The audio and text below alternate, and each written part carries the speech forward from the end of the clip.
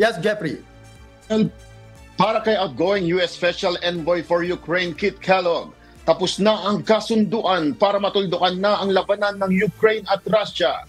Sinabi ni Kellogg sa Reagan National Defense Forum na ang dalawang pinakamalaking balakid sa peace deal sa pagitan ng Kyiv at Moscow ay ang kinakaharap ng teritoryo sa Donbas at ang kontrol sa Zaporizhia Nuclear Power Plant na kasalukuyang nasa ilalim ng Russia.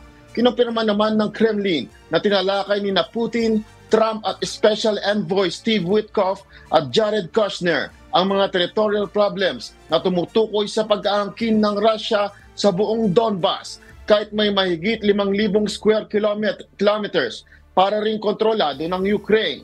Nanindigin ang Russia na kinakailangang baguhin ng ilang probisyon sa kasunduan bago nila ito tanggapin. Binalaan ni President Volodymyr Zelensky na ilegal ang pagpasa ng Donetsk nang walang referendum at magbibigay ito ng estratehikong bentahe sa Russia para sa mas malalim na operasyon sa hinaharap. Ikinagulat naman ng Ukraine at mga European allies ang pagkakaroon ng leak sa US peace proposal na umano'y nagbibigay ng malaking konsiderasyon sa mga hiling ng Moscow tungkol sa NATO at sa pagkilala sa kontrol ng Russia sa mahigit 19% ng Ukraine. Inilarawan ni Kellogg ang digmaan na horrific dahil sa higit 2 milyong casualties mula sa pinagsamang bilang mula sa Ukraine at Russia magmula nang sumiklab ang malawakang pag-atake noong 2022. Balik sa iyo, Noel. Yes, Jeffrey, ano ba ang punto ng bawat panig sa dalawang critical na isyong ito at gaano nakalapit yung peace deal ayon sa mga opisyal?